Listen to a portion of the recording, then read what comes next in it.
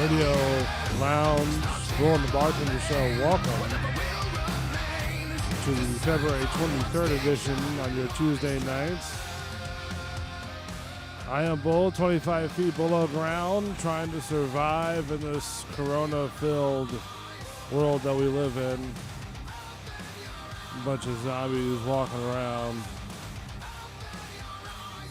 Welcome to the show. Get out and party. Uh-oh.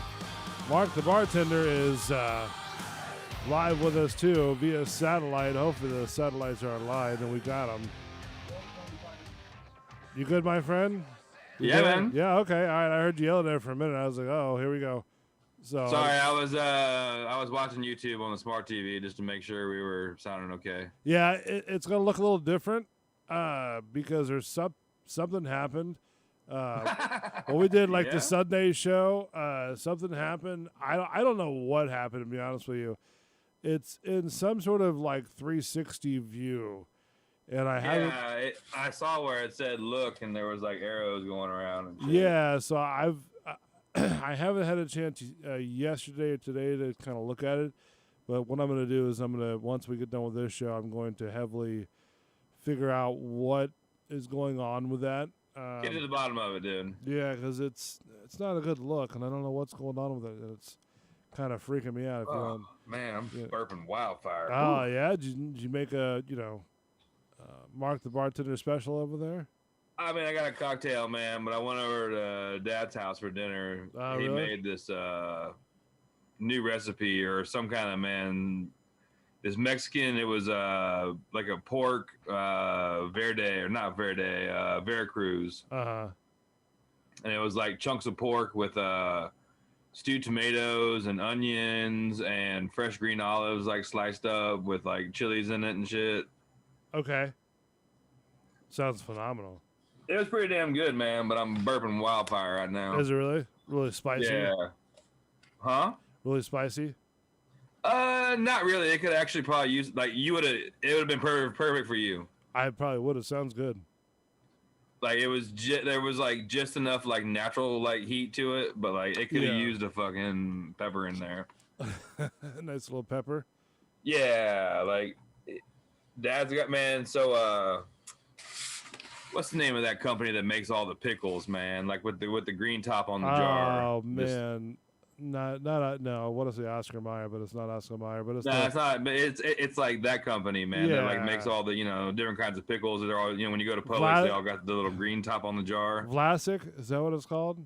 Maybe. Vlasic. But they've got a almost a pickled jalapeno. It was pickled jalapenos. Oh, no kidding, really? Yeah, so not any hotter than the regular jalapeno, but it was pickled, so it's crunchy and a little sweet. Yeah. So I was piling those on like crazy, like a little Leaning Tower of Pisa.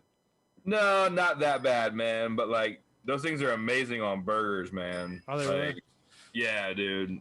I'm not a big fan of even if it's got a little bit of a kick. I mean, maybe, you know what I mean? But not to a point where I can't enjoy the meal. You can have a jalapeno in there, man. I don't think jalapenos are, some jalapenos are fucking hot, but the average, when they hand out jalapenos at fucking Taco Bell. So, yeah, it's like a garnish, don't they? Man, something maybe. like that. Yeah, I don't know. Maybe they do it for a garnish. I don't know. I haven't been to Taco Bell in years. I just know you can get jalapenos. Yeah. You can get jalapenos at fucking churches. So that's true too. Yeah, I don't know. Like I said, I've never been a big fan of jalapeno peppers. Along even with pickles. Pickles have I don't know, something about pickles, the crispy crunch that comes along with it, it just throws me off. Crunch? Yeah, with pickles when you bite into a pickle. Yeah, the snap, yeah. It's just sort of it's almost like for me, if I'm gonna eat broccoli, I have to eat broccoli with cheese, and it has to be steamed. You know, it's kind of that kind of thing. So it's got to be like a soft broccoli. Like you're not eating like crispy like raw broccoli with like some ranch dressing. But like to me with pickles, it doesn't taste right to me. It doesn't the whole thing. But I can eat relish if that makes sense, like sweet relish. I fucking love pickles, like homemade pickles too, or like homemade pickled jalapenos or pickled like green beans and shit. Do you eat the pickles that are like the big long, the ones that come right out of the jar? Do you just pop them out of the jar and just munch on them? No, but like I like them sliced. Like when you go to Jimbo's, Jimbo's, man, that's like one of their things. They always had like these fucking half sour, amazing sliced pickles, and they go great on your barbecue. Or you take a sliced pickle and a piece of their fucking their amazing hush puppies and some barbecue sauce, and you make a shooter out of it. Oh, really? Delicious. Nice. Now there's a restaurant over there by it's like this. It's off of what's it called, West Shore, right past. If you go like over Gandy on West Shore, right? And what's I can't think of the name. That it's a restaurant that Chewin' Rocks and I found the other day. And it was right after the apartments, right after the railroad tracks right there. Like down there on Tyson? Is that what the road is? Tyson right there? It's if you're going south. What, did you go to the Salt Shack or did you go to Hula Bay? No, it's the one, whatever the one's in the road. You know what I mean? There's one like seafood restaurant that's in the road. Like the very end of the road where like there's like a old boat like out there when you walk in? Yeah. Yeah, you want a Salt Shack. Well, I mean, we were just driving out there to see what's down there, but oh, you didn't eat, or like you just went there and get a fucking beer? No. We just it was early, so we were just sort of driving around, and I've never. That's why I'm asking. I've never been inside there, so I didn't know if it was really good. Or, they got a great outside bar. The food was amazing. Okay, all right. So you've eaten there before? Yes. Yeah. Okay. Now the food was good. The view is even better, dude. Like I would totally suggest like. You and Chewy go out there and sit at the bar there because it's like right on the bay and you can see the Gandy Bridge. And nice. Is it like a seafood, like all around seafood restaurant, or do they have like other entrees? I mean, they had like chicken sandwiches and all kind of burgers, but they had grouper sandwich and fish spread and that kind of stuff. Yeah, I gotcha. All right. I mean, it sounds phenomenal. It sounds like a very nice. It's a great spot, man. Yeah. You see cars going down there all the time. Yeah, well, I mean, Hula Bay's down there too, so so there's two Tyson restaurants. Is actually a pretty sweet little area. Like you can go hit Hula Bay Hula Bay for some drinks, or go hit Salt Shack for some drinks. And, all right. Yeah, it was just one of they're like two little hole in the wall, restaurants that are back there, and you'd miss them if you're not looking for them. So it's I always wonder what was down that street, see what's down there because I've never been down there. That used to be a Saturday night drag race street. Like did it back really? in the day. Oh wow, a little quarter mile down there. Back when I was in high school, Tyson was the real deal. Oh really? Like that was the real deal. Like you would go out there on Saturday night, and that whole like where the railroad tracks are. Yeah. That side of the road, there'd be cars backed into the railroad tracks all the way down that whole entire road, and you would drag race from where the railroad tracks come across. You basically cross that, and it was a quarter mile, like down to like the first entrance there, basically. Oh, really? No kidding. Yeah, but it was super badass, but it was really scary because that road is really narrow for two cars to be going 100 mile an hour down. Yeah, very narrow. Yeah, so like. It was but it was cool. Like, wasn't Gandy the hot spot for drag racing? Is where? Gandy. Oh yeah. They still do that? Oh yeah. Yeah, they. It's I mean, it's like like a Friday, Saturday night type of thing, or. Friday, Saturday night. Sometimes, man, Wednesday nights. It just depends. Like, there's two scenes, man. Because there's like the young kids who are out, till like midnight, 12:30. Right. Like I hate to sound like an old guy here, man, but like an old prude. Not a prude, but like there's the young kids with like the little loud cars, right? That'll be out making noise and shit and like drag racing like idiots and like traffic and shit till about 12:31.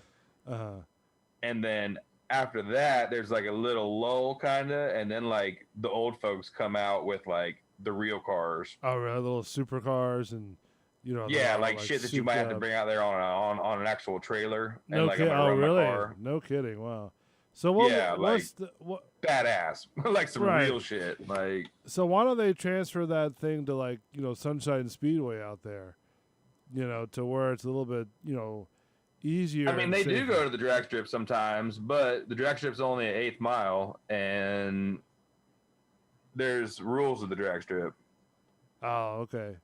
Like, if your car has X amount of horsepower, you've got to have, roll cage or this kind of shit. Like, that's an NHRA track too. So. Yeah, but I mean, still, like, there's a lot of guys riding around here, man, that have way more horsepower in a car that, like, probably needs a roll cage. I mean, doesn't need it, but like if you were gonna like really get after it, you need a roll cage. I mean, let's be honest with you. Some of these people put on like, enough nitrous in their car to, Oh no, dude! Like I've been going out. I sound like such an old motherfucker. Like I've been going out there since like high school, man. We're gonna tap into your old days, all right?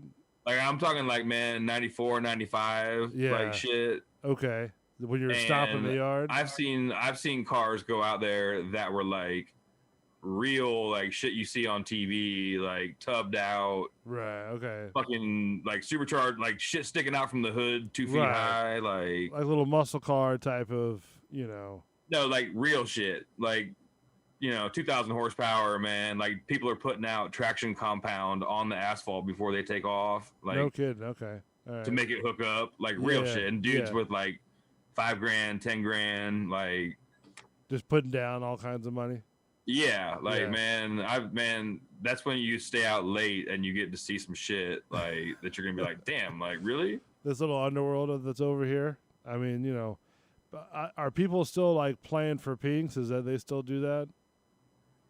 No, now it's just betting, dude. Just betting. I mean, okay, you're not betting your car, nothing like that. Nah, man, dude. These guys that are building like the skylines and like the cool, man, that kind of shit. Yeah. Like that are spending I'm not betting my car out.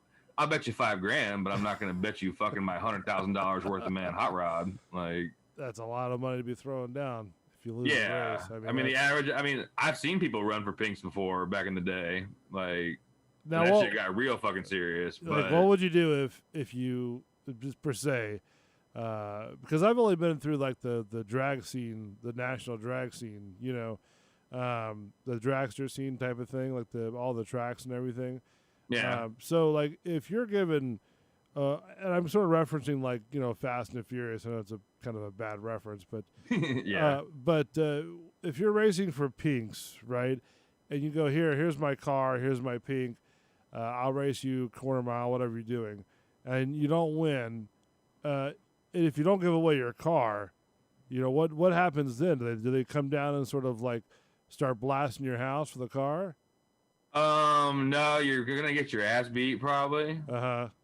Like they're gonna follow you and know where you are, and I mean, I don't know. The only couple times that I saw it, like the dude handed it over, but they were guys that were building like, I'm gonna go buy a fucking '84 Mustang and like piece of shit Mustang and throw a badass motor in it because I can go race this guy and win his fucking $100,000 shit.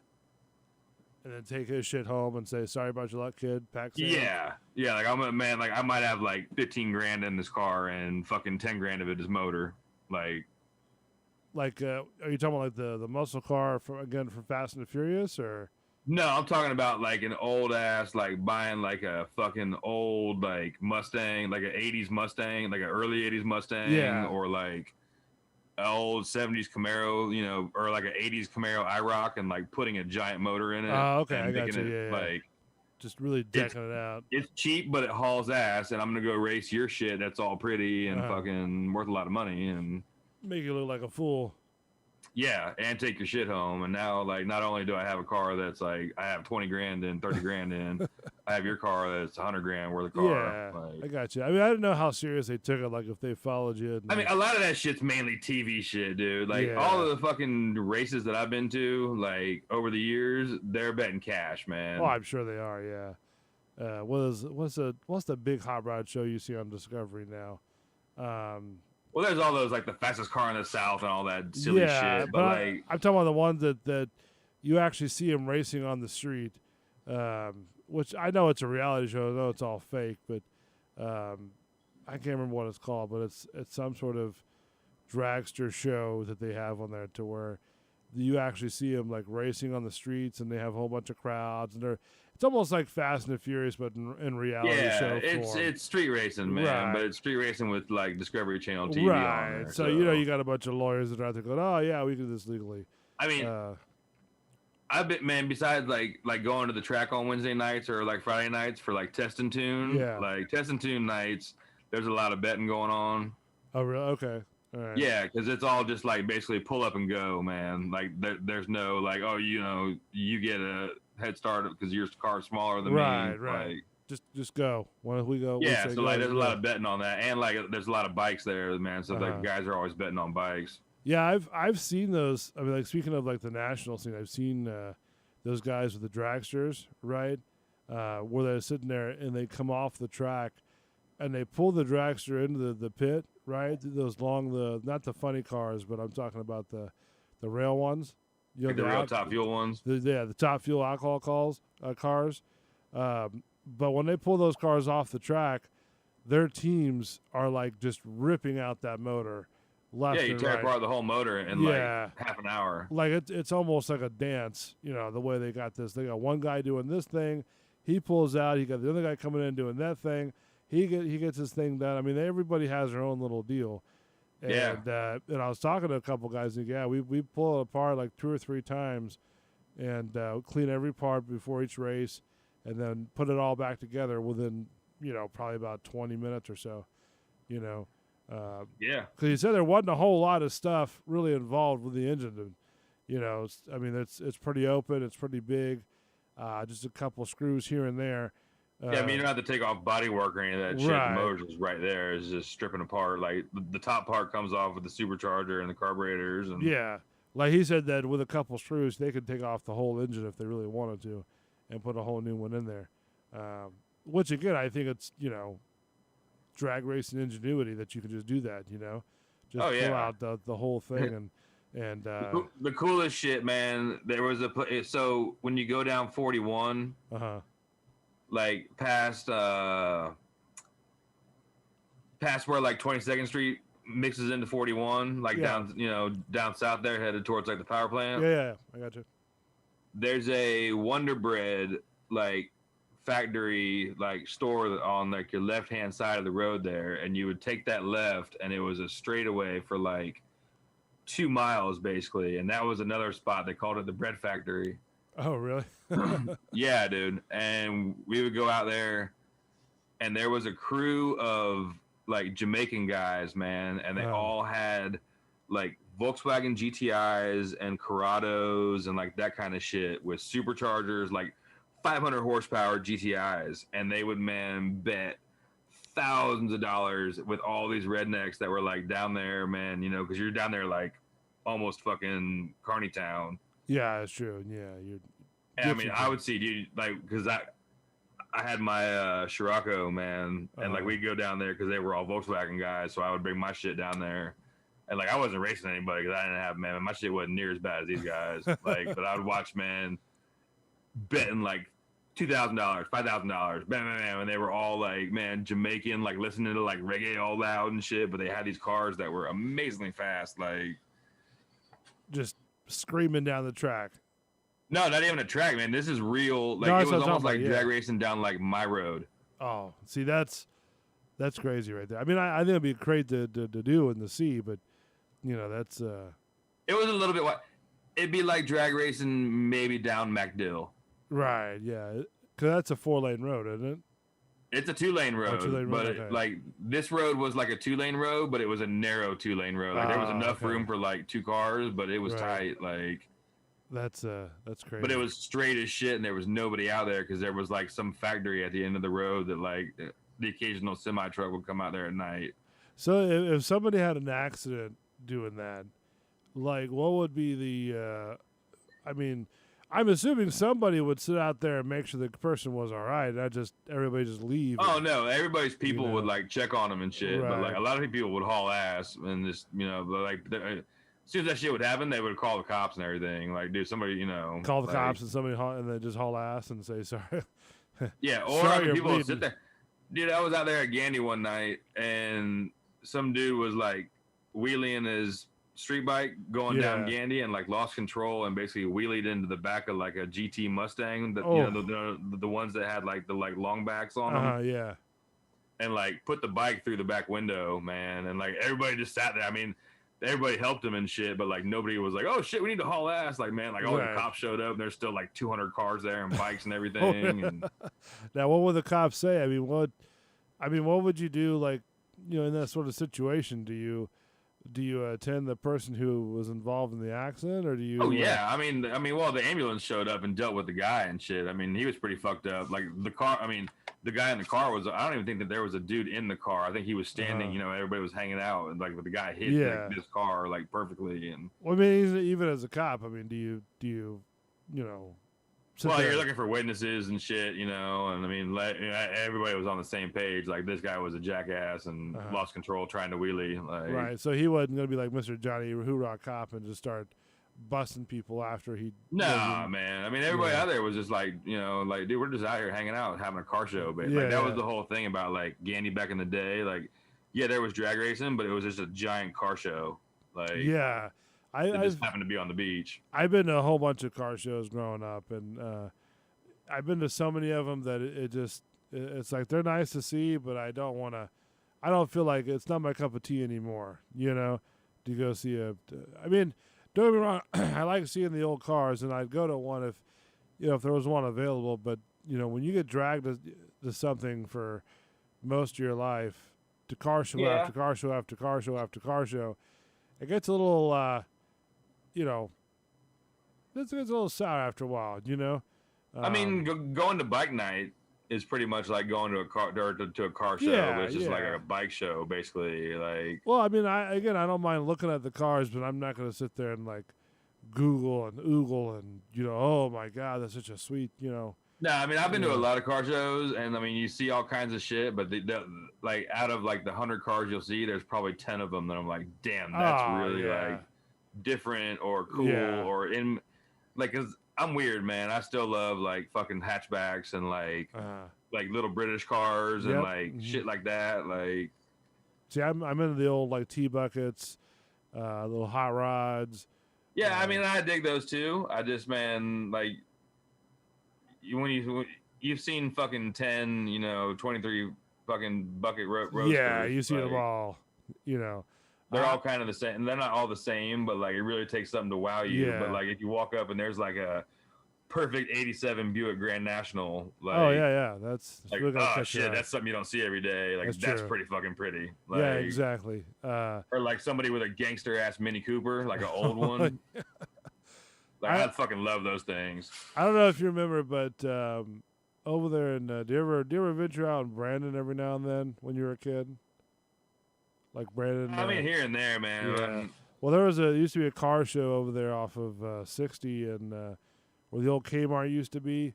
Yeah, we used to go out there once in a while. Yeah. That was a spot to go race after there. Oh, right there where the Kmart parking lot was? Yeah, like, man, where the all-you-can-eat Chinese gimmick still is? Yeah, I don't think it's there anymore, but I know what you're talking about. But Checkers right there used to there was always a Checkers car show. Yeah, a car show out there, and I remember one time there was this one guy that brought a van with a whole bunch of speakers or something like that built. Love it. And some other cat was like, had an issue or a beef with a guy. It was all a bunch of BS they were beefing about and stuff like that. And, people just get too serious sometimes with these car shows.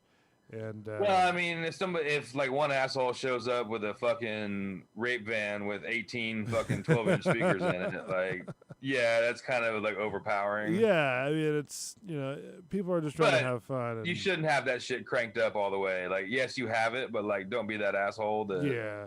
I mean, it was a nice van. It was decked out and everything. It looked great, shag carpet, whatever he had in there. I want me a van so bad, man. I love fucking What kind vans. of van would you want, though? Huh? What kind of van would you want? Like, F-150 to or a E350 cargo van, like a Ford van, or a fucking GMC, like full size white, like sliding door, no windows except for maybe in the back. Like, so you want a creeper van? I want a rape van. Oh, nice. All right, that works. I mean, not that I'm gonna be doing rape in it, but like, I like lived in those things, man. Like, I love a fucking all white van with just like the doors have windows on it. Like your back door doesn't have a window. Like your back doors, might have a window, but they'll be limo tinted. Right. But like your side door doesn't have a window. Like it's just a solid ass white van. You just want to go real creep, don't you? Yeah, but they also come with a fucking V8 that you can put headers and like a full exhaust on, and it doesn't weigh shit. You can put the bike in there. You can fucking put all your rods in there and camp in there. Like when I go fishing. Like a little travel sleepaway van type of thing. Yeah, well, and you can go, man, to like Coverage You Pull It and find any kind of badass seats out of any like wreck car, and they'll fit in those cargo vans. Okay, I got you. Like we always used to go get captain's chairs out of like other fucking vans. Like if you could find like a conversion van wrecked, right? Like go grab the captain's chairs out of that shit, and like that's your driver's chair, like with the armrests and all. Yeah, I know you're talking about. Yeah.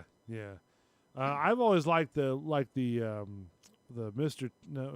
T. Is it Mr. T? Yeah, that's what I'm talking about, man. Oh, like one of those type of guys. Yeah. Okay. I mean, that'd be kind of cool to ride around in one of those. No, it is cool. Like people think you're like people are scared to death or think you're a creeper, but like a little Mr. T pimp over there. Dude, me and 41 rode around in white vans pretty much from like junior year of high school till like we were probably almost 25. Like always had white limo tinted fucking race vans and just cruising. Dude, it's the best, man. You can go through fucking water when it floods with them. True. Like they don't weigh shit. No, I mean they're big enough to kind of tent out it if you had to.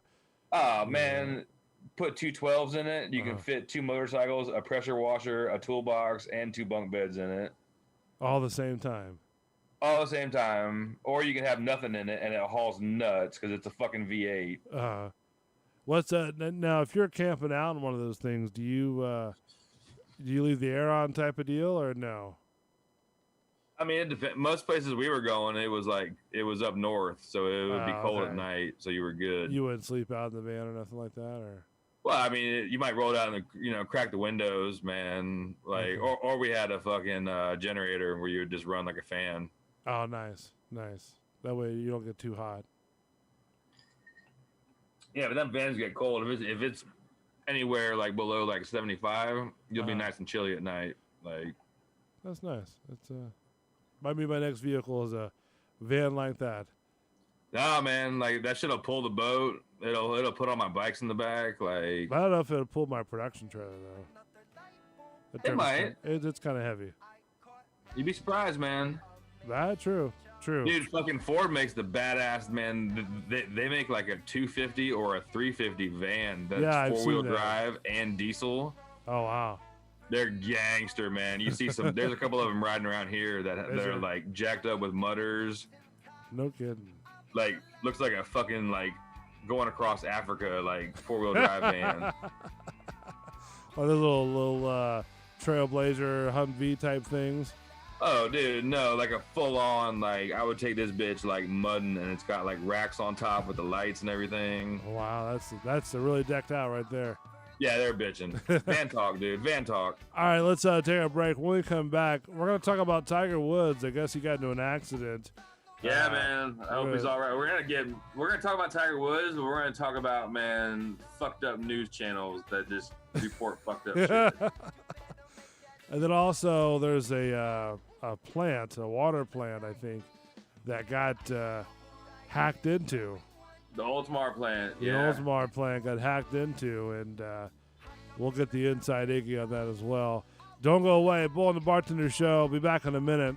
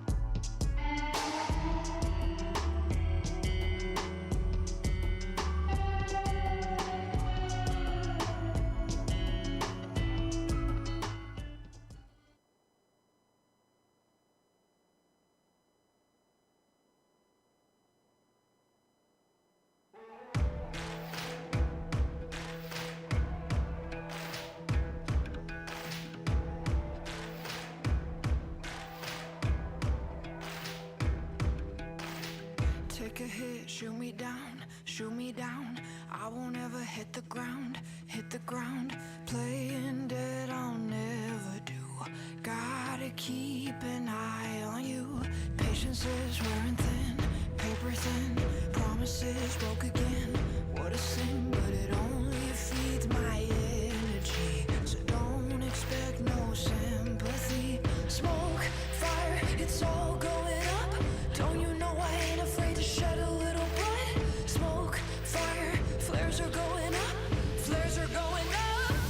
Oh, won't wave my white flag, no. Bulls Radio Lounge, Bull and the Bartender Show, February 23rd. On your Tuesday nights, just want to give a quick shout out to Keel and Curly Farms. They're located right there in Sonoma, Sassa. If you're not a wine person like I am, you'll enjoy their wine. They have a great selection between peach, strawberry, blueberry, and much more.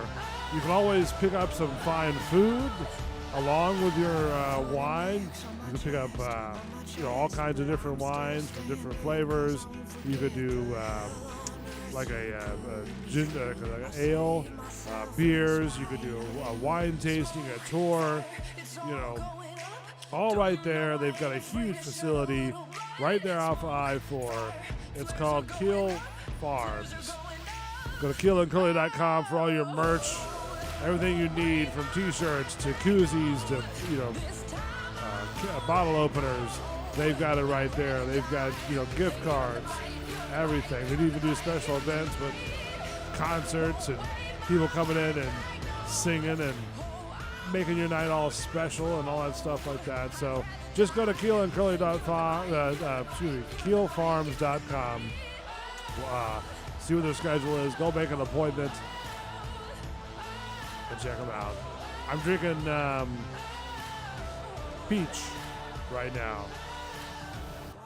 I actually have a buddy of mine that's in the Florida National Guard that's putting on a run out at the Lakeland airport. What do you mean by run? like a run, like a 5K. Oh, okay. Are you gonna do it? No, but he's gonna reach out to the King Curly guys and see if they want to bring some wine out for this thing. Oh, nice. All right. 'Cause it's all for the troops and all the proceeds go to the Florida National Guard and. Well, let me know how that goes and how we can help. And I told him once he got some more information on it. Yeah. Because I think he told me the date. It was in May, I think, maybe something like that. It might have been later on in the summer, but it was gonna be out there at where they do the Sun and Fun, basically. Oh, okay. And, yeah. Isn't there a restaurant out there too with the Sun and Fun fly-in? I think there's a club there, probably. I want to say there's a restaurant out there, towards the end of the main strip, and pretty much what you do is when you eat there, I don't know if it's still there or not. You sit by the window, right, and you can hear the radio squawk talk between the tower and the planes. Yeah, that's cool. You can enjoy your meal while listening to it. And it seems pretty neat. I mean, this is a couple of years ago that I've heard about it, but it seems like a nice little restaurant. Shit! Do you see the videos of that airplane there going to Honolulu? No, I haven't seen that. What's up with that one? With the motor that exploded? Oh, that blew up. You didn't see that shit? Oh no! I talked about the other day. There was a Boeing 777, right? Yeah. And in flight, I think it was taking off, and it was sort of leveling off, and the engine blew up. The whole casing came off. That was some gnarly ass video out the side window. Yeah, I saw that before. That was insane. I was just sort of wondering, we were talking about that on the other show about, if something like that happened, man, what would you think? What would you do? Bring me the beer cart, please. That's what I've been thinking. Bring me all the alcohol that you have, please. Not all the alcohol, but I at least need 2 fucking Miller Lights, stat. I say bring me the hardest stuff you could find. That's what I need. Yeah. Because you're up there. I've flown, countless times, and through different cities and stuff like that. I'm sure you have too. And for me, flying is not a big deal. It's the when you get up there and you're spending like 2.5 hours just sitting behind the next person, and just waiting to get to your destination at 35,000 feet, and all of a sudden your plane drops out of suddenly, to a couple thousand feet below. Yeah, I mean, I was like looking out the windows, so like, yeah, if you're like, I'm always looking out the window, looking at shit. Like, Yeah. you like, I always look at the wing, and like when you're sitting there getting ready to take off, like, all right, everything look good, nothing shaking. Like, all right, cool. Like, you see that wing bend up and down from the taking off and the landing. yeah, I mean, you see that, but I'm talking about like shit flapping or any kind of like gaskets loose or anything fucked up to see. Like, yeah, I've always enjoyed like taking off and landing. That's probably that's the best part because you can feel that bitch accelerate. Oh, yeah. You're like sinking into your seat as you're taking off. I mean, those planes got some like power behind them, some thrust. What isn't there like an airport?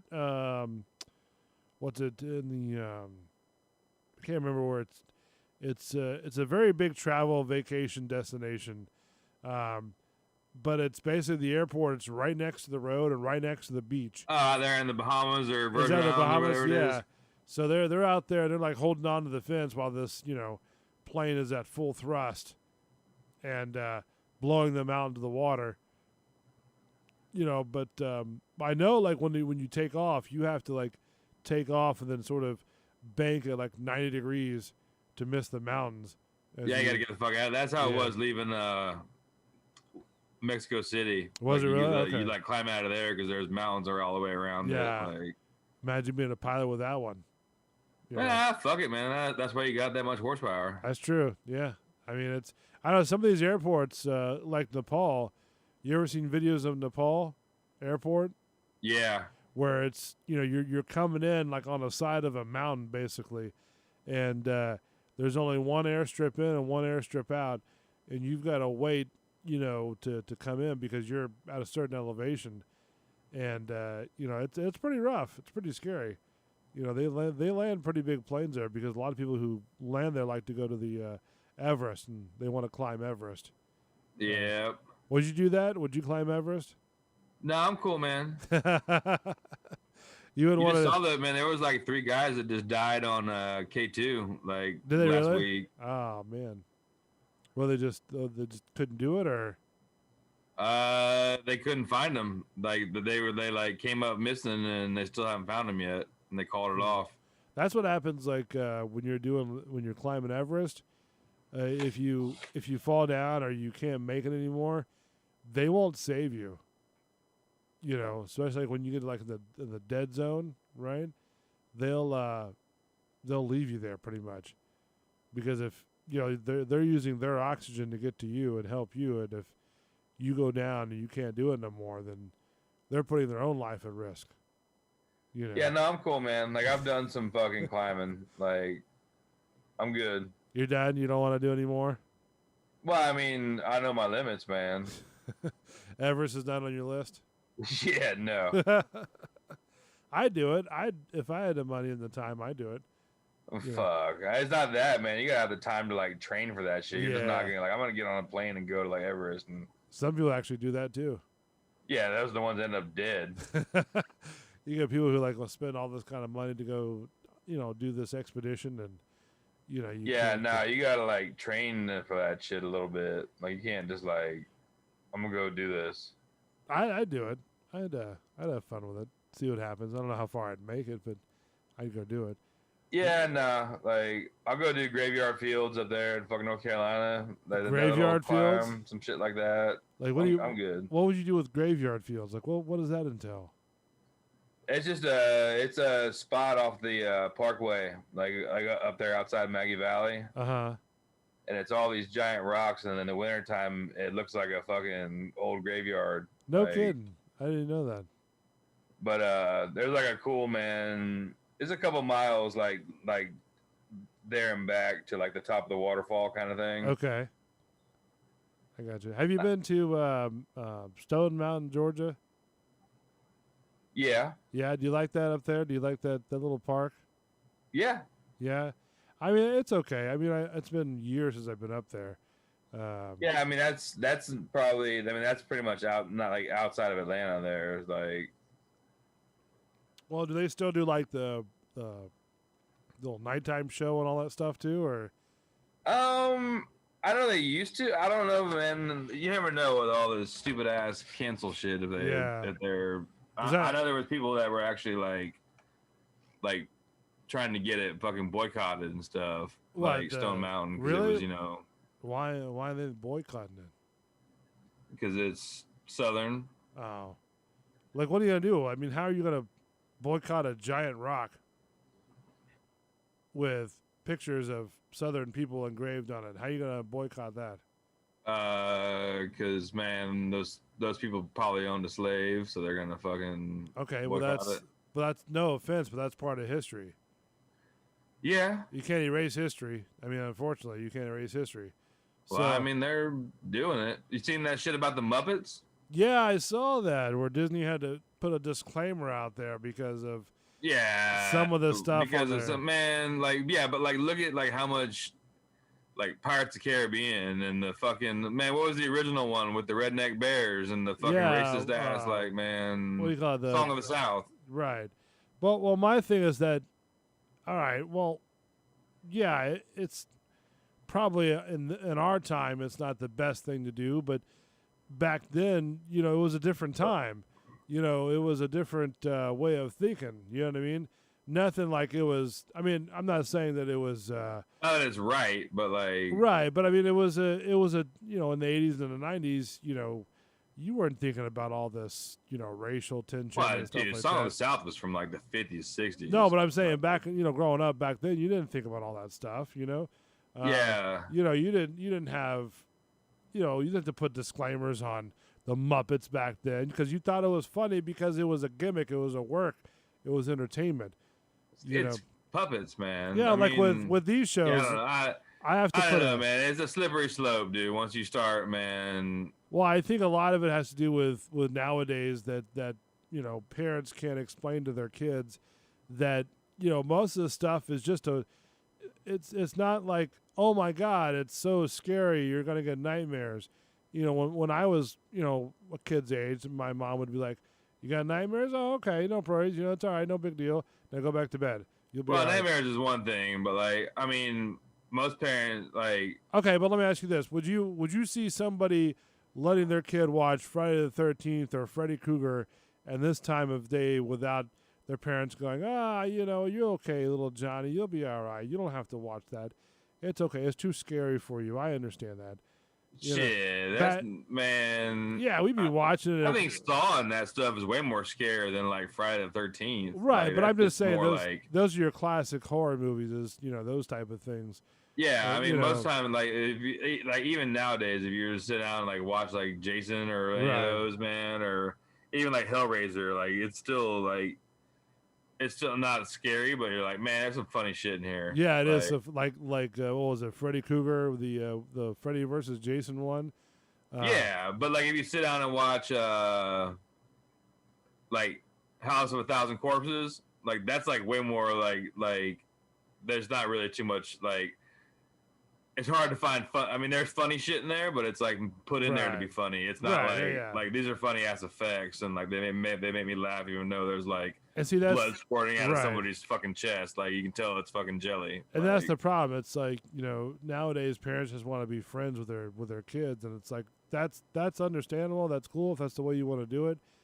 But well, no, it's not even that, man. Well, that's what I'm saying. It's like everybody's spun out with this stuff. Everybody now like expects, like, you don't have to, like, I'm not saying all parents do this, because I mean I have some friends who are parents that like teach their kids fucking everything, basically. Not that they're stupid kids, but like, I'm gonna show you like what's going on here. Yeah, they show real world values.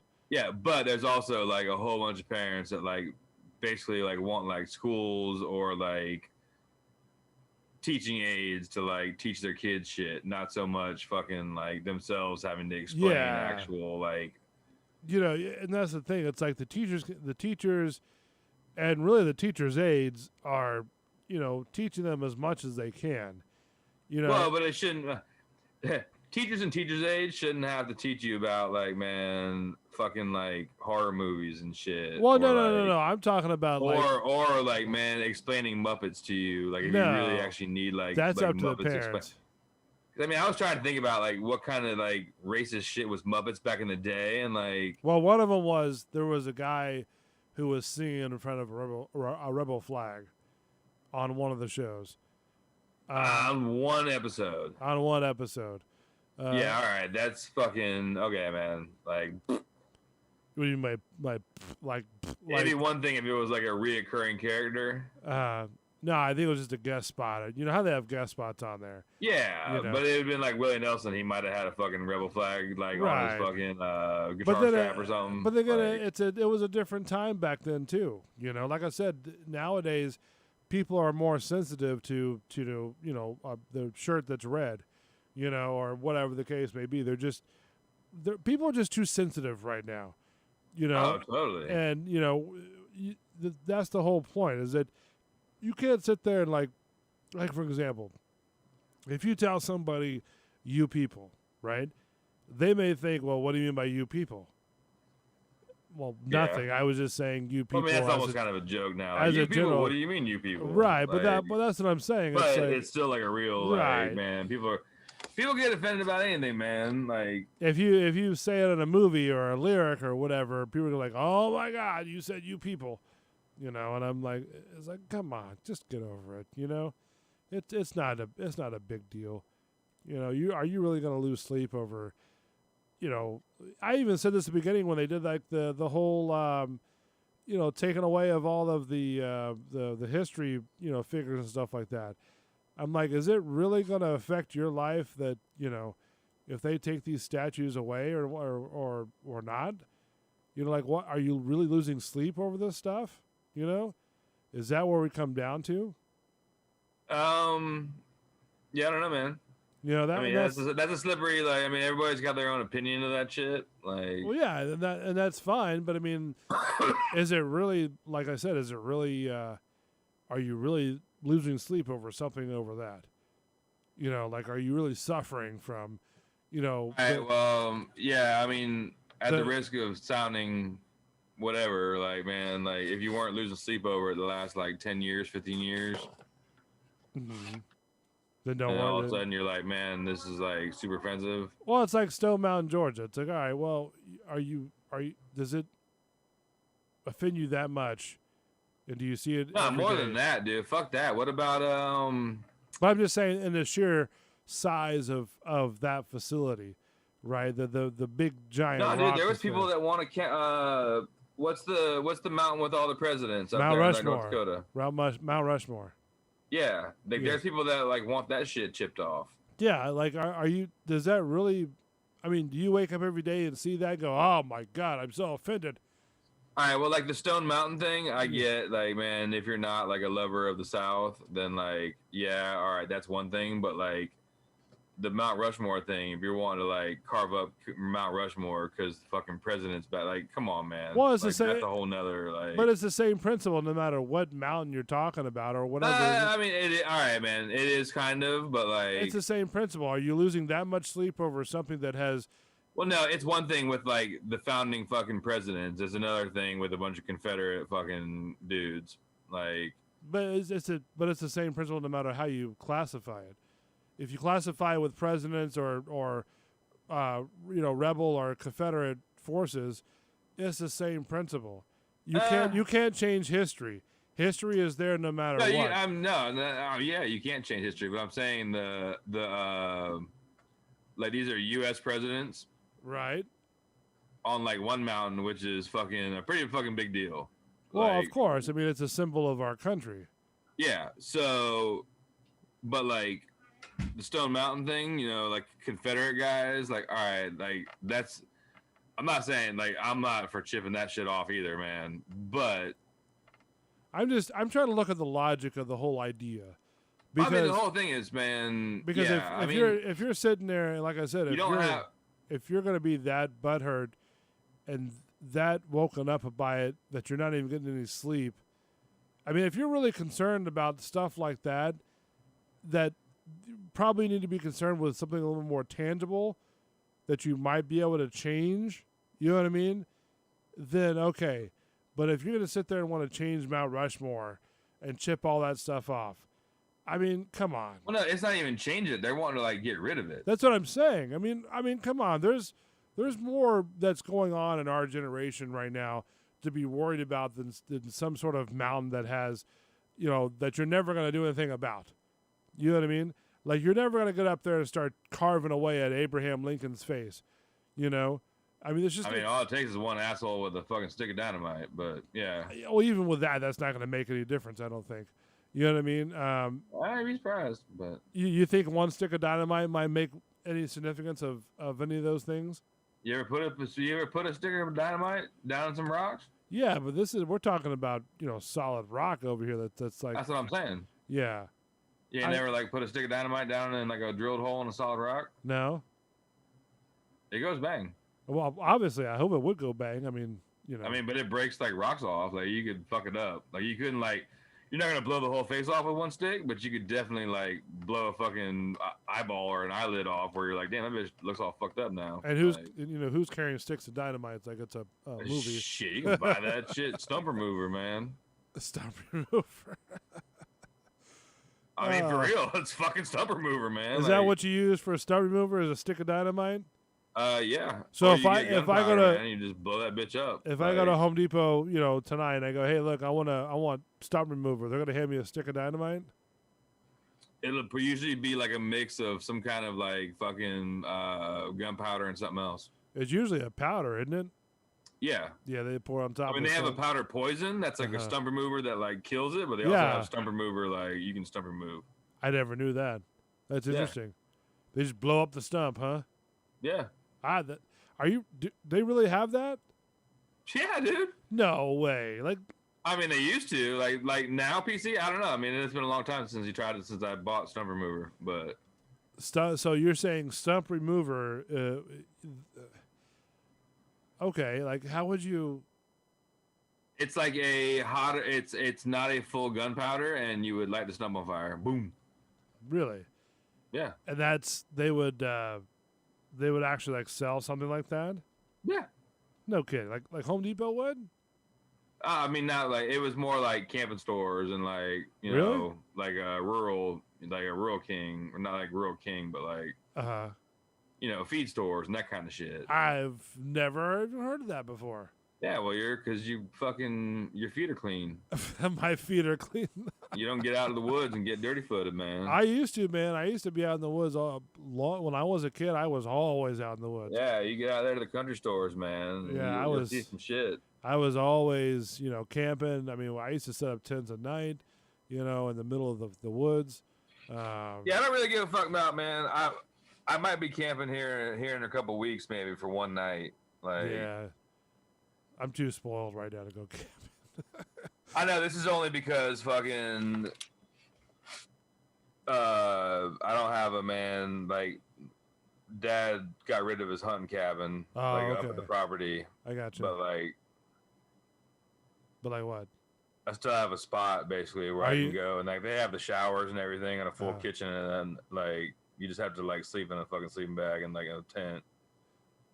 Yeah, the tents nowadays are becoming. Nah, fucking 41 got a damn like 6-person Taj Mahal. Like this bitch looks like a fucking like Arab tent. Oh, did he really? Yeah, like some gangster ass man. That's a nice tent, man.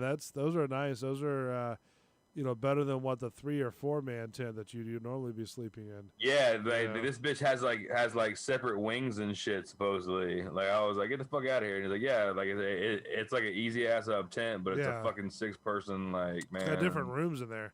Bad Papa Smurf chimes in saying, "What's on tap tonight?" Their bartender. I'm drinking. I was sipping on Miller Lights while I was doing yard work earlier, and I went to Jack and Cokes, and I also had a nip of this bourbon that I got from my neighbor that he gave me like a 1 ounce pour of. That was I forget the company, but they aged their bourbon in a red wine cask, and it was the most amazing, like, Really? yeah, like dark bourbon, strong bourbon, but like aged in a red wine, so it had this like cherry red wine finish. Ooh, that like, sounds pretty good. Yeah, it was pretty fucking proper, man. We gotta start doing live shows again. I mean, this is, because. Yeah, actually, man, we're gonna have to, man. I'm getting ready to tear that table down. Because that's the key to me finishing that whole room, basically. So, like, I'm gonna wrap up all the wire. Like, there's like a PLC on that table and like some shit. Like, well, that backup one that's on the table, right? You can either you can get rid of it, or I'll come by and pick it up and I'll scrap it. But well, anything that's on the table, like, I'm gonna wrap up and have it in like a pile, and we're gonna have a fucking meeting here, and yeah, I'll, like, because the arm's still over there too, isn't it? Yeah, you can get that, man. Yeah, and because that table needs to come down for like a week or two, so I can like really get in there and start. Yeah, like I need that space to like get everything else done. Yeah, absolutely. Well, I mean, you let me know and I'll stop by and pick up the arm and. Yeah, well, I'm gonna start it next week, like, because I'm gonna fucking fish all day tomorrow. That's what you said, like, a year ago. Well, no, I've gotten some shit done in there, but like every time that I do shit, it's basically like moving. Like, I get one pile or one area of things done, but like I've moved shit to the other side, getting all this crap done. So like it's just moving piles, but like the piles slowly start disappearing. That works. I mean, dude, I got fucking a full tackle shop in there, a goddamn music studio. Half of my kitchen equipment is in there. Wow, you just kind of got everything in there, don't you? Yeah, I got a goddamn inversion table that I gotta fucking have in there. Have you used the inversion table lately, or what? I need to get back in it, man. I actually did man. I didn't like re-hurt my shit, but like I went fishing a couple weeks ago and was mildly hurt when I got done because I didn't wear my shoes. Oh, no. So how was that? I had to get on some fucking like stretching and like the full like tins machine, man. New battery in the tins machine. Tins up Willie, huh? Yeah, it was a little more than like I wanted. Basically, I started getting like a little nerve pain in like the back of my knee. Oh wow, really? Yeah, I was like, all right, like that's fucking a sign.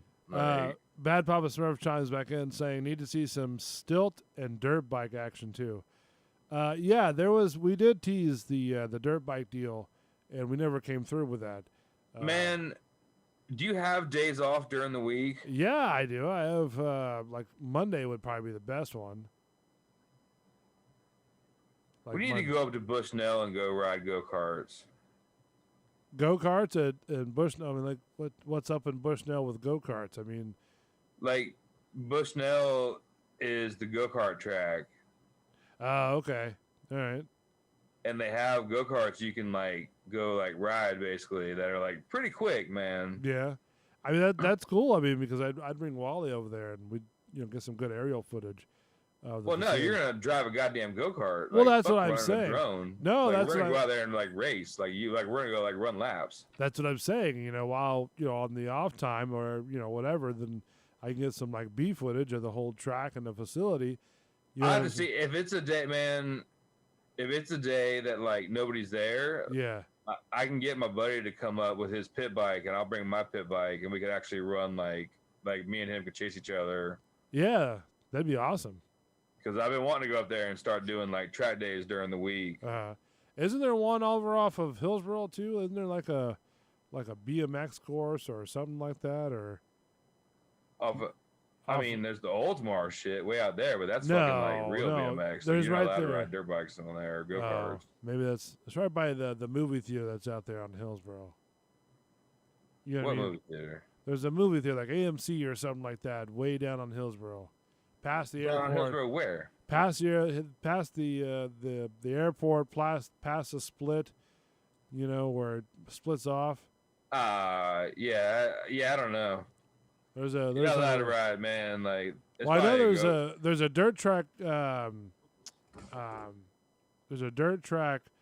Where's it at? Look up Bushnell, dude. No, there's one over there off of 41 too, I think. All right, look up Bushnell. The track is the shit. They got hills and they got over and unders. What's and it shit. called? Bushnell, like dirt track or like Bushnell go kart. Bushnell go kart. Let's see, Bushnell go kart. Let's see, go kart. It'll send you to like Bushnell GP or something like that. Like I forget the name of the track. Like let's see, go. How fast these go karts go? They might go 45, 50. Nice, I like that. It's Bushnell Motorsports Park. Yep. Wow, they even have asphalt. Well, these guys are like, you have to bring your own helmet, or they have their own helmet. They have their own helmets. I'm bringing my helmet. Okay, I don't have a helmet. You can borrow one of my old ones. Oh, this is an asphalt track. Yeah, this ain't dirt, buddy. This is like road race. Like, wow, all right. So that's about an hour away from Tampa. Yeah, it'll be a fun ride up. We'll be ready by the time we get there. Let's see, Monday through Tuesday, 9 a.m. to 5 p.m. Wednesday, 9 to 4. Rental carts are open 4 to 9. How much are rentals there? I don't know. Do you know? Okay, well, I didn't know. It's not that bad. No, it's man. like $40. Yeah, you're not going like over like $100, man. That's kind of expensive. No, that's what I'm saying. Like, it ain't that bad. To race. Dude, I guarantee you're gonna be fucking tired after like a couple fucking like 5-minute sessions. Like they even have high speed rental cards. Yeah, that's what I'm talking about. Like these are like what, 40, 50 mile, you said? Yeah. Wow, that's fast. That's very fast. I'm trying to see if they have one that see what like the rental, like how much it costs to do that. Like, can you bring your own too? Yeah, man. There's guys that show up with, man, like they run all kind of like super motard, bikes and like kids classes out there, but they'll run. You can bring your own cart. Like, let's see, online store. No. Yeah, they don't have like a menu of how much they cost. It's in there somewhere. You gotta just like dive into it. Yeah, but that's it, man. Look at the track map. So let's see. We find everything in the race. Just show up. One iDrive League is at $80. Oh, iDrive entire season is $400. That's kind of expensive. Yeah, we're not, man. Nah, you go there during the week. Be like, hey, man, I just want to run for like an hour. Like, what are you gonna do me? What are you gonna do? But like, one of the guys that like one of my good friends, man, rides up there all the time. So like, he like knows those guys basically. Oh, really? So we could go in there and like. Does he bring his own or? Well, hey, man, we're gonna bring mini bikes, but like he knows those guys, so they could, man. I'm sure while you're there, like fire up a cart, like. Fire up a car. Let's get this guy racing. No, like, man, we're gonna go do some laps in the car. Like, I'll pay for it, but like while we're here, fucking. After I take my leathers off, like I want to go run some laps on a cart. No, it sounds really cool. I'm really kind of excited to go. I've driven. Look at the track map. Do they have pictures of the actual track map? Yeah, I'm looking at it right now. It's actually it's really big. To be honest with you, let me see if I can. You're gonna have to remember. Yeah, you're gonna yeah. Let's see. I got it right here. Let me see if I can pull it up on the thing. And then, if we're gonna do this, like, I highly suggest that you start watching YouTube videos. Yeah, there it is. Bob Papa Smurf confirmed it. There's a dirt like a motocross track, East Bay Raceway. You know where that's at? Yeah, that's on like 41, man. Right, that's what I said. But like right in front of that East Bay Raceway track, there's a like a little motocross track right there. Yeah, no, that's a full on. Actually, they're running arena cross out there this weekend, dude. Are they you really? should totally go out there on like Saturday night and like watch those guys race. I haven't been out the East Bay Raceway in years.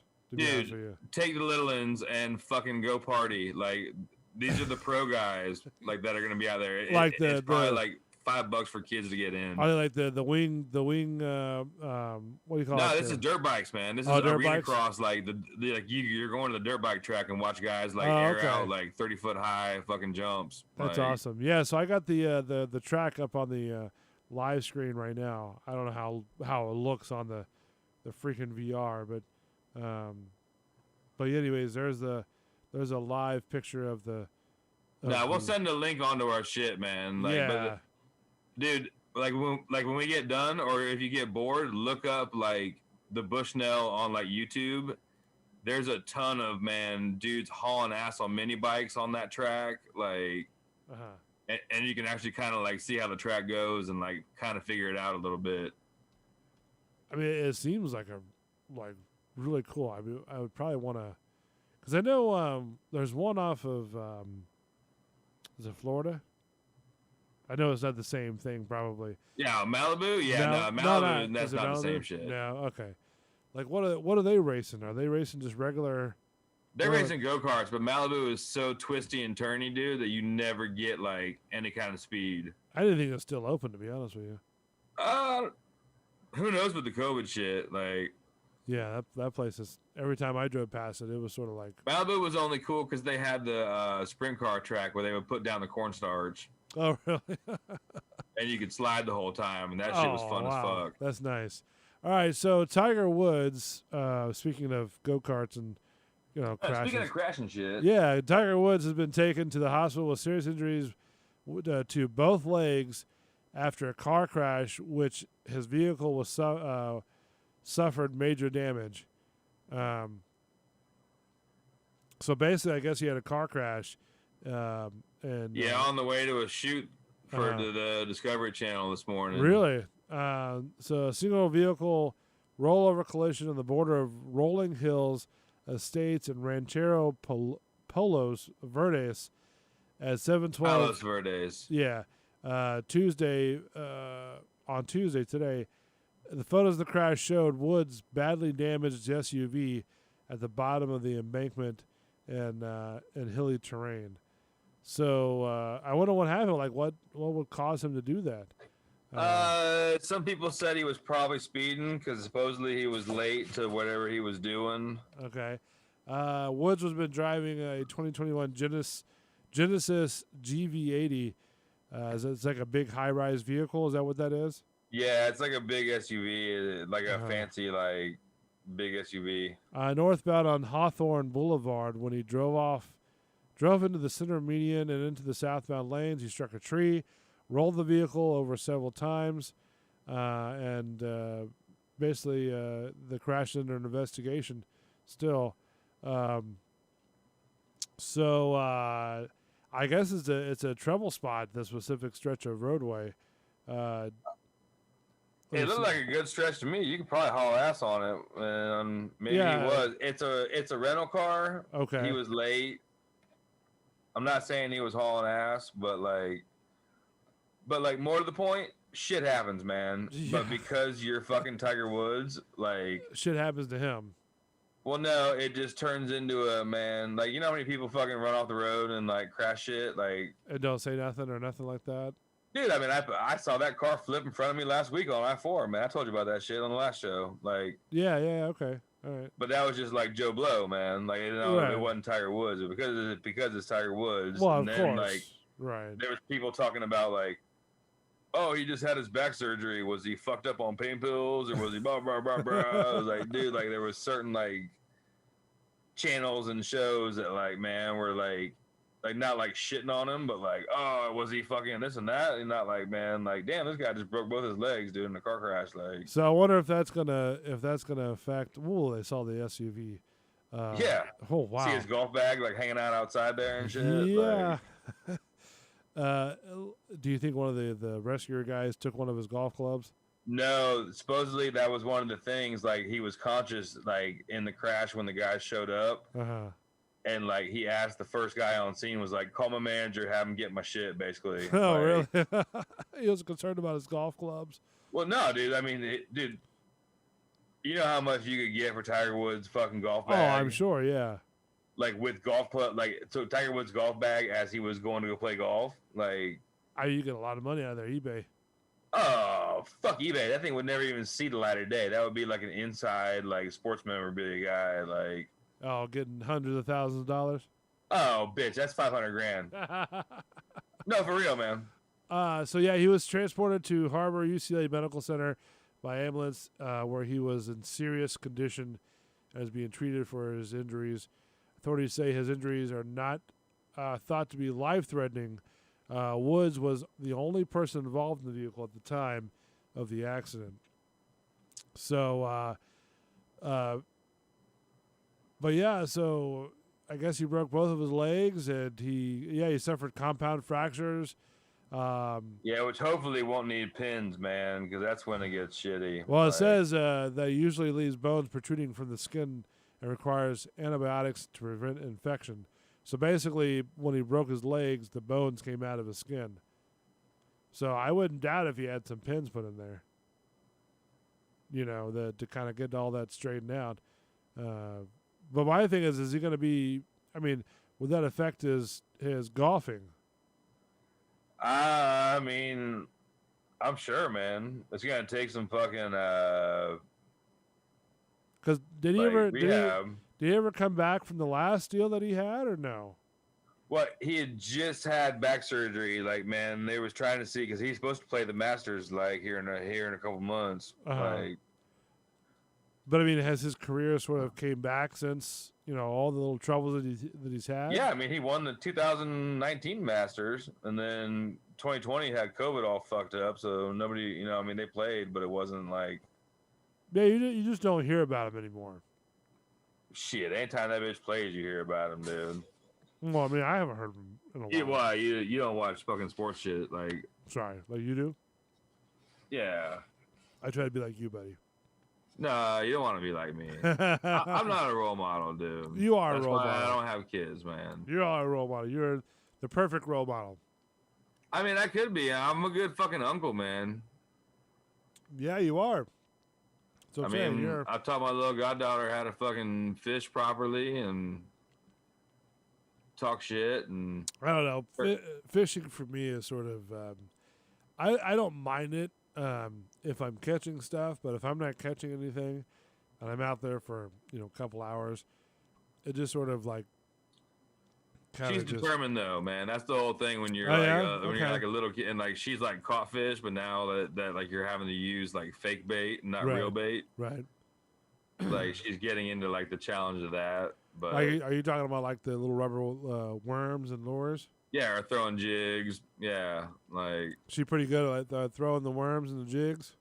She's getting better, man. Like I just went to I did my yearly Bass Pro Shop trip fucking Monday.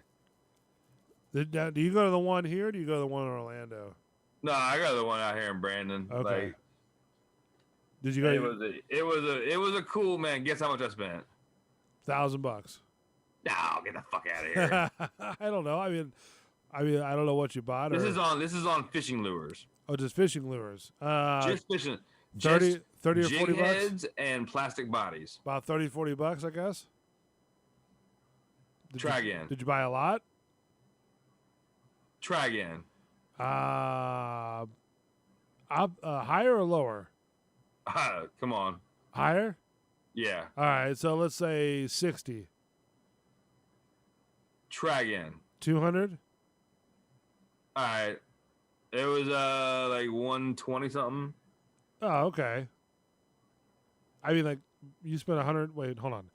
You spent 120 bucks on fake worms and little jig guys. On plastics and lead heads and hooks. Oh, okay. I mean, okay. yeah. I mean, 100. All right. I mean, is that good or is that bad or is that? I mean, how does that? I mean, it all depends on how you look at it. I guess. How does that equivocate in the realm of fishing? I mean, so like the jig heads that I use, yeah, they come in a pack of 3 and they're like $5.99. Okay, but I mean, like, are these like good ones or what? What's the deal with them? Yeah, the style of them and just like I haven't used anything else but these in the past like 3 years, 4 years maybe. Okay, so and these are sort of like tested time and time again to get the fish, right? I mean, like to catch the fish to Yeah, I mean these are my go-to. Like I could probably throw away 90% of the shit in my tackle box that you have right now.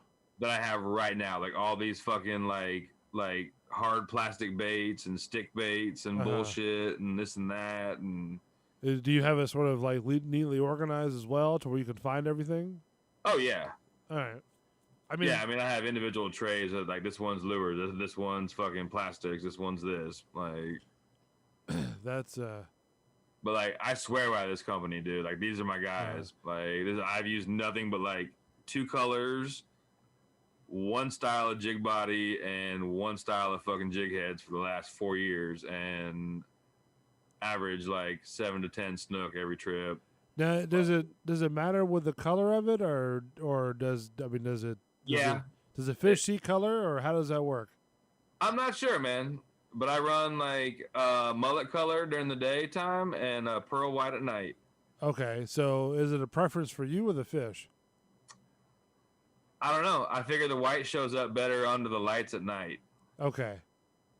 So we're just that's why I speculating. run the white, and that shit fucking works. Do you think? We'll get to your question real quick, Bad Papa Smurf. But do you think that the fish are sort of like mocking you when they see this lure out there, and they're making? They're making the fun ones of that don't bite it are probably mocking me. But like his buddy, when I pull up to a dock and I pull 3 or 4 snook off of a dock in like 20 minutes. Yeah. Then cool. Like you can mock me all you wanted to, but I fucked up 4 of your friends. So they're probably like, "Yep, that one's a dumbass. We'll let him go." Mm-hmm. You know. Well, usually it's whoever's hungriest. Like. Well, here we go. We got 4 of them right here in our crew. Which one do you want? So, Bad Papa Smurf asks, what brand are you using? Z-Man. Z-Man. That's all you use is Z-Man? Dude, I didn't send you the pictures. Yeah, send me the pictures. I'll put them up on. Man, on yeah, this is this is my haul from fucking. From my Monday trip to Bass Pro. Oh, okay. Like, how much was your total bill, like walking out the door? It was 121 something. Oh, well, that's not bad. I mean, I was thinking, Well, no, but like, this is gonna last me pretty much the whole season, and I still had a bunch of bodies left over, but like my jig heads, like I'd ran through them. So you lose those things, huh? Yeah, well, I mean, you either get broken off by a fish, or sometimes you catch a dock and you can't get it out. Like, oh, okay, I got you. So you got to cut the line. Yeah, like the very first picture that I sent you. Yeah. Like that's 1, 2, 3, 4, 5 of those on the left side and 4 on the right, and those are okay. I see it now. Yeah. Every single bag of those is at least $6. Holy like $5.99, $6. Are you serious? Yeah, those are all jig head hooks.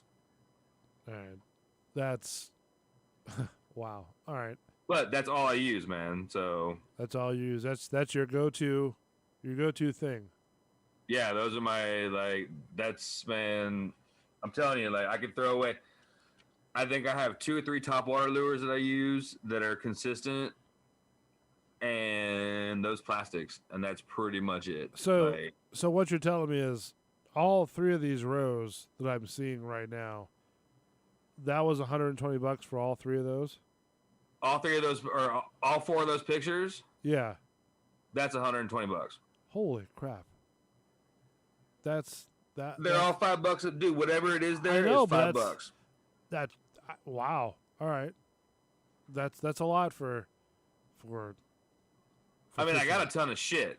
Like my fucking what I use is like back full. Like I'm good. So you're good for like a couple seasons, huh?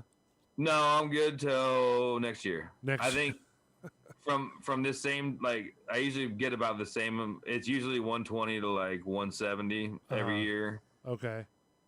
And like this year, I think I had 3 or 4 jig heads of each size left over, and that was about it. Like I had bodies left over, Okay. but But I, what? I went through a lot of hooks. Like How, are those hooks expensive too? what? The hooks. Yeah, with like those little jig heads, like yeah, that stupid row right there, like all those rows of things, like every single one of those was $5 a hit. Really? Yeah. Gee, wow. I don't know it got that expensive.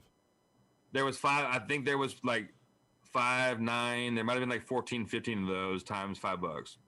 I mean, that's wow. I mean, good for you. I mean, if that's what you need, I mean, I guess what you need. I guess I'm more beside myself because I don't fish that much, so I'm sort of looking at this going, you spend $120 on gummy worms. Oh, kind of, yeah, man. You know, but I don't know, man. I don't know what to tell you. Like, I have. Maybe I need more. I'll have good nights on live baits. Like, don't get me wrong, but like when I go out with just plastics, like I'll still.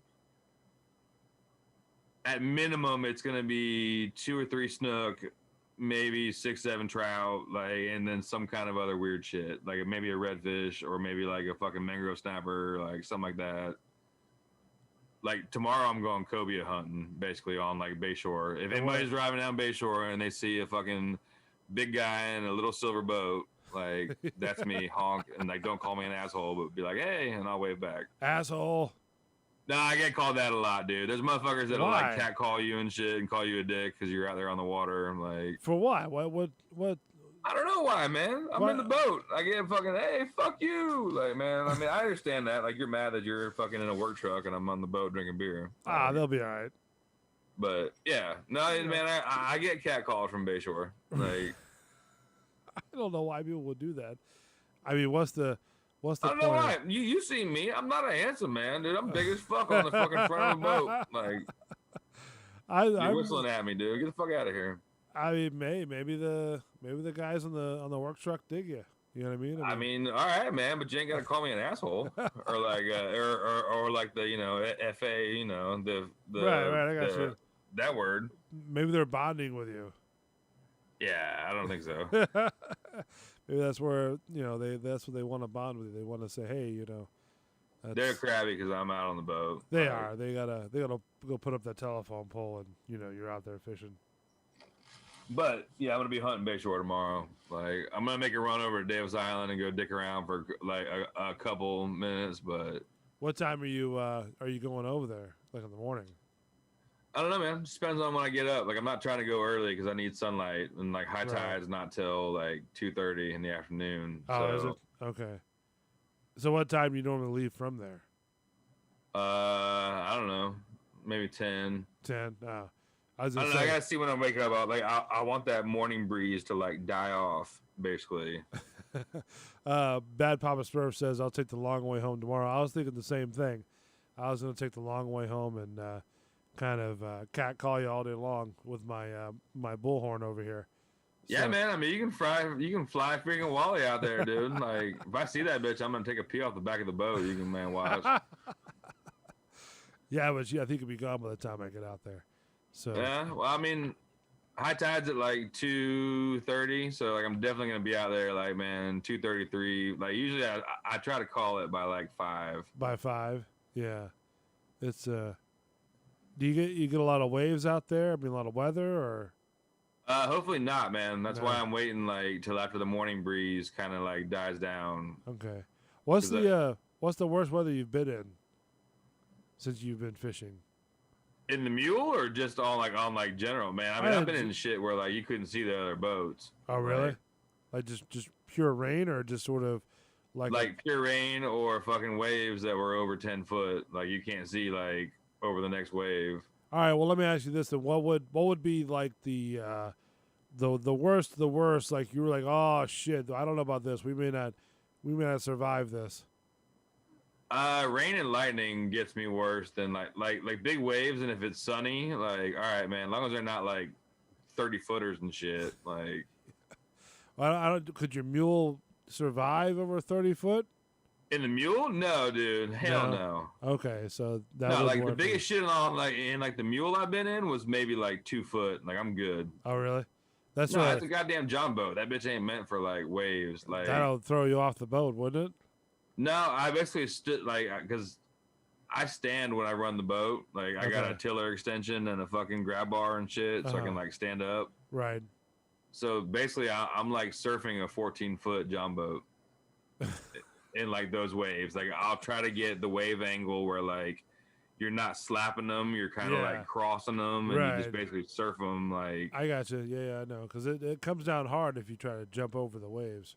Yeah, or like the wave, the area in between the waves is too short, and you end up like digging the bow, or you're just like slap, like fuck that. Like, yeah, I got you. Yeah, I've seen the haul over pass. Videos. Yeah, you watch it. Yeah, man. Like those guys are. Well, I don't know how they survive those things.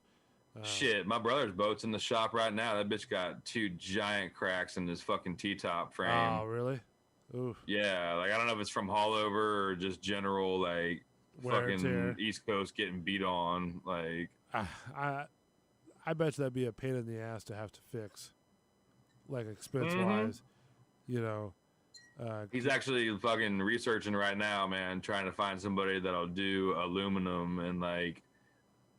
He thinks they can patch it. Like I'm sure they can probably patch it, but I almost would like y'all cut that whole section out and like just put a whole new section in there. Yeah, gotcha. But like I don't know how, man. They could use that.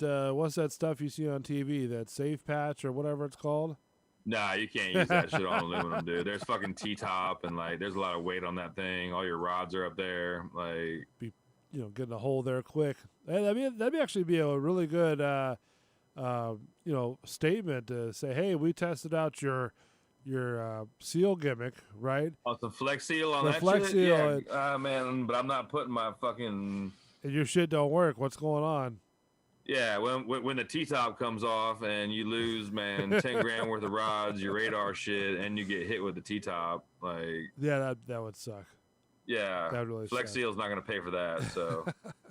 Well, speaking about water, I know you mentioned to me that there was a water plant who was that I guess got hacked.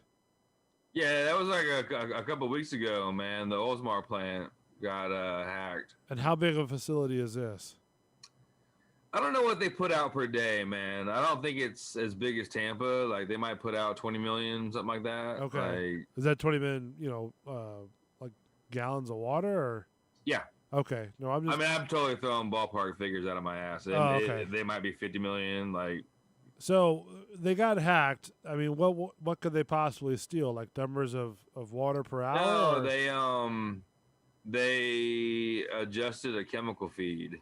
Oh, that's like they added extra lime, basically, which like might have fucked you up, maybe, but like. The operator saw the chemical feed change and like right away, or was it sort of like how would that? I mean, if you're a an operator and you're watching your monitors, I mean, what's the protocol with that? I mean, you know what your shit's set at, like, because a lot of that stuff doesn't really change. Okay. So like.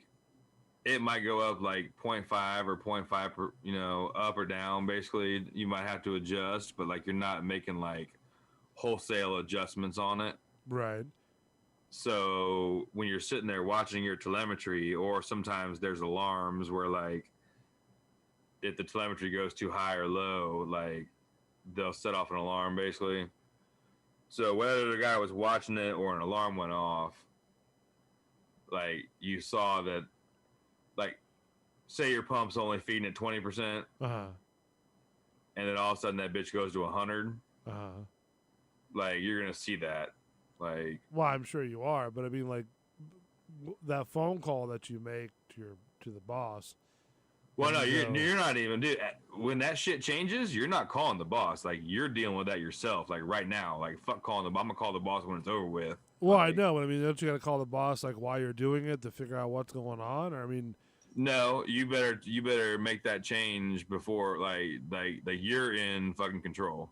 Oh, okay. So you got to make that change like right now. Yeah, like I'm making that anything. change right now. Like I'm switching that back to where it was because something fucking happened. And Like, so, what is the process of trying to fix the online protocols when you're, I guess, get hacked? I mean, you gotta.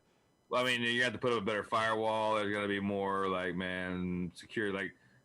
security password changes. I mean, I don't know. That's more like the computer nerd side of it. Like, And do you have to be like a boil water notice type of thing, or how does that go?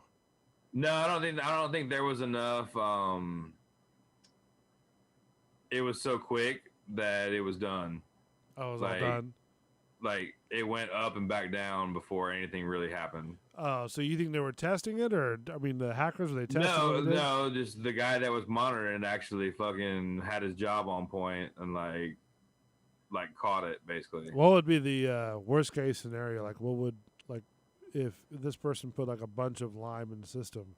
You get like respiratory shit, this and that. Like, man, I don't think it would have killed you, but it definitely would have like. I mean, it might have killed like some people that were already at risk. You never know. You never know how people are gonna react to that shit, but like, it would have definitely like poisoned somebody, and like it wouldn't have been fun. All right, so here be my next question then. At the facilities, I mean, I'm sure each facility is different than the next, right? Yeah, kind of. All right, so at these facilities, I'm assuming that you'd have to do some sort of rounds at any point in time throughout your shift, right? Like if you're working like the midnight shift or something like that, you'd have to make some sort of rounds, right? Yeah. All right, so if you're making the rounds and you're doing your daily rounds, and then you'll come back and you see this happening while you're on your rounds, and let's just say for the worst case scenario, they put like a whole bunch of the lime or whatever the chemical that you guys use. What would, like, how would that scenario work out? I mean, because you're not really there and you can't be on point. You don't have any, like, you don't have an app on your phone, I'm assuming, to let you know what's going on. So how can you monitor systems like that without, some sort of assistance? I mean, you're like when you're there on shift, like if it would have ran like that for 5 minutes, 10 minutes without you catching it, it wouldn't have hurt it. Okay.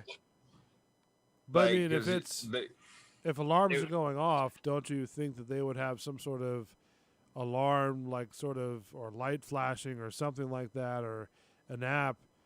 Well, no. Usually, like once you go out of the set parameter that it's supposed to be, like say your dose is supposed to be in between 1.0 and 2.0, right? Like once it exceeds 2.0, there's usually an alarm that goes off that's like beep, like. Yeah, but can you hear that? Like if you're doing your rounds, though. Even if you don't hear it, like initially, like you're gonna catch it within 5 minutes, 10 minutes. Okay. And you can kind of dump water. Like you could deal with that. Okay. All right. So I mean, it's not like if something like this happens, alarms start going off. We go into DEFCON 4, and oh no, you're at DEFCON 4, but like there's shit built into the system where you can get rid of like most of that if something happened, or you just like dilute the fuck out of it. And so I mean, even if you're out doing your rounds or trying to fix something, at the facility, when this alarm goes off, don't have anything to like kind of let you know. Yeah, I mean, as soon as you walk back into the control room, like there's gonna be alarms going off. But like on your person though. No. Like if you're on the other side of the plant, you're not gonna have anything to know about what's going on. Yeah, no, but you shouldn't be out fucking off for like half an hour. Well, I mean, like if you do, like I said, if you're doing your rounds or whatever, and you're in. Yeah, it still doesn't take half an hour. Oh, okay. I mean, I don't know what involves with rounds and stuff like that, or You know. No, your rounds might only be like, man, like it might take me like 20 minutes at the longest. All right. So somebody hacked into the system of this water plant, and they bled out a whole bunch of lime, which is, yeah, it's all right, but it won't hurt you too bad. But I mean, eventually, if you got enough, it would kill you. But like, yeah. I mean, you're not going to spread out any legs or arms or anything like that, right? No, you're just gonna have severe chest burning and. Might help some people, maybe. I mean, you want to get rid of them. Now, did they caught the person who may have hacked into it, or? I'm not sure. That's like the next thing. They're still like tracing back to like who was where. Now, will they sit there and like sort of change the whole structure of all this stuff, like extra like sign-in protocol? Yeah, you're just gonna have extra man passwords and well, password redo and that kind of thing. Well, okay, I guess my question would be like if anything were changing, like chemical wise or whatever the case may be that you put inside the water, wouldn't you sort of have like a login to be able to change that? Because I mean, yeah, you gotta have, you're gonna. That's why they hacked in. Like you gotta fucking. But I mean, like not like a login just to log into the system to watch it. I'm talking about if you want to change like the pH level, or if you want to change this, wouldn't they have like a login or some sort of credentials to? That way they know. Okay, well, Joe Blow, adjusted this at such and such time. No, like that's up to the tech nerds that like have your shit. Like everybody has their own login. Right. But I mean, so like you got to be able to log in to like do stuff in there. Right, but or to even get into the system to like change things. So your security shit, you just gotta have like more fucking firewall, basically. Like yeah, and then also too, I mean. One would think that if you want to change certain parameters, like what this person did, you would need some sort of, code within a code, like for. No, if you log into the shit, that's the problem. Once you log into it, man, like you're in there. It doesn't matter. Oh, so you can change whatever. Because you're not thinking about fucking a foreign, like a foreign person logging into your shit. Like, well, anybody who's there at the plant that like is in charge or dealing with that stuff can be able to log in and make changes. Now, do you think that'd be a wise decision to sit there and like have sort of login credentials to change? Well, you do. No, you like it's not about like having login credentials. Like you either can log in or you can't. Like the people who are in charge of the IT stuff like are gonna like. Not everybody has fucking the same credentials. Like you can't like certain people can't log in. Like you might be able to log into like the actual city computer, but you can't log into like this. Okay.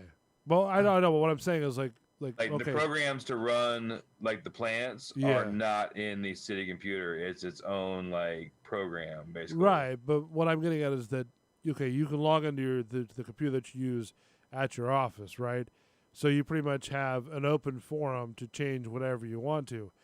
But my thing is like if you're going to change, like I said, the pH level in the water, you have to have a separate password and login credential to do that because just like with this one, if you log into the whole system, you can change a number of different things without I mean, he could have changed the pH too, and adding all that lime, it would have changed the pH. Well, that's what I'm saying. So if you're going to adjust those type of ingredients, one would think that you'd have to have an individual password to log in to change those ingredients. No, you can hack it. I mean, you can hack into any program. That's the whole thing. Like, you just got to make your fucking firewall shit. Like, well, wouldn't that make it better though? That way, if they do log into the main one. They can't log into like any other systems like changing the speed of a valve or something like that because now those systems are locked out without having like a secondary, login type of thing. You know what I mean? It's almost like a a secret stage to where you have stage 1 where you log into the whole thing. Stage 2, if you want to change something, whatever system you want to change, you have to log into that. Like if you buy something on iTunes, right? You're logged into iTunes, but then you still have to type in your number to purchase whatever it is. You know what I'm saying? That way, if somebody tries to hack into your stuff, they can't just start. Yeah, but if they're able to get into the system, they can find out anybody else's passwords and shit and just grab that. So no, but I'm talking about if they hack your individual iTunes, they can get into your iTunes, but they can't, buy anything without having your password. Does that make sense? So therefore, this person can log into. Yeah, but these are like, all right, like that's the fucking everyday Nigerian scam, like fucking hacker. Like this guy was like a real one. Right, and that's like where he got to is really fucking hard. Is it really? Okay, so he broke down 4 walls. Like we're secure as we can be. Uh-huh. And if you get into it, you get into it. Like, oh, really?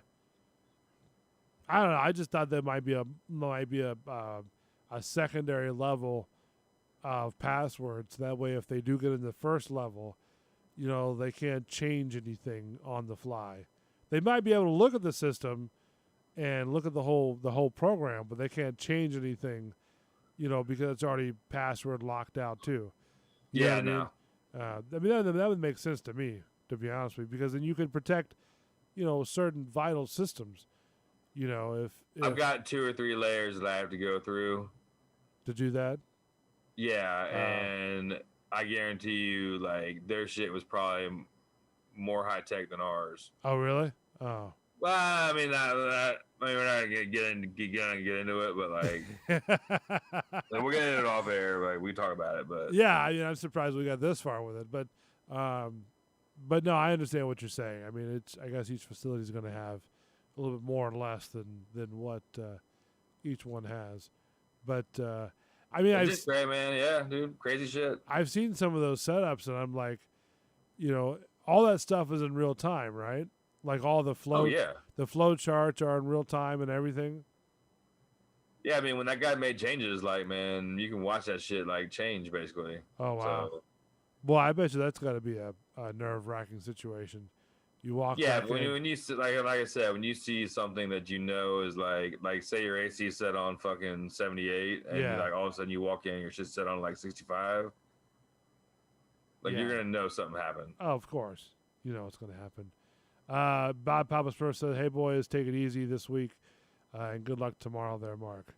Thanks, Papa Smurf. So there you go. By the way, Bad Papa Smurf, I haven't seen any of your beer even before the whole COVID thing. You've been promising us some beers you've been making, and I haven't seen nothing along the lines of that. I was kind of hoping we have some sort of homemade type of beer to kind of sip on and kind of wrap our taste buds around it, but I haven't seen any products. I mean, it's been hectic, man. Don't give them too much heat. It's been hectic. Yeah, but this is way before the pandemic, too. I need me a drink. It's about that time. I know, right? It's about that time to go to bed. To be honest with you, I don't know. We've been through so much. It's crazy. So Sunday, if you ever listen on Sunday, I just wanted to know the 28th, Belly from Gut Check Live will be back. He had a surgery about 6 months ago or so. Nice. And so it was a pretty. We discussed it the other day, and it was kind of a brutal surgery, to be honest with you. They go through the neck and they have to like clamp on this little deal, and they take out the bones and pretty much that plastic piece is your neck, that you have to do. So interesting, but kind of scary at the same time. So he'll be back, and how that's going to go is basically from 8 to 9:30, it'll be Gut Check Live, and from 9:30 to 11 will be Social Reload Show. But the between like the from 9 o'clock till 9:30, it'll be that transition period between Gut Check Live and Social Reload Show, right? And then at 9:30, we'll be firing off the intro to that. But those two guys can come on the shows if they want to stay on or go off, it's up to them. And like I said, you're more than welcome to come on the show too if you want to chime in on. Yeah, I might have to see if I can get in on that one of these nights while I'm up late that night. Because I know you work on Sunday, so it's kind of hard. But we do it like at 9 o'clock, so if you want to. So that's going to start on the 28th of this month in February. So he'll be back live with that. So it'll be a double header of shows starting from 8 to 11. So there you go. All right, I think we're pretty much good to go. Thank you so much to Mark, the bartender, for being on the show. I appreciate it. Thank you to Chewy Rocks. Bad Papa Smurf, thank you for chiming in. Hopefully to see some of your beers.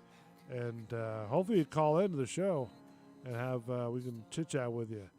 I am Bull with Mark, the bartender. As always, on your Tuesday night.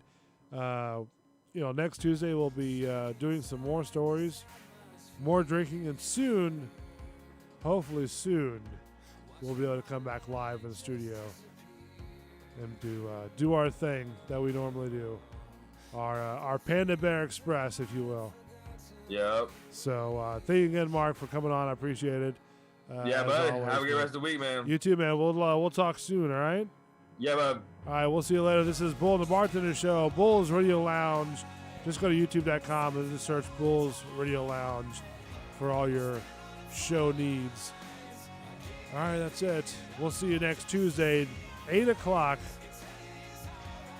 Bull and the Bartender Show.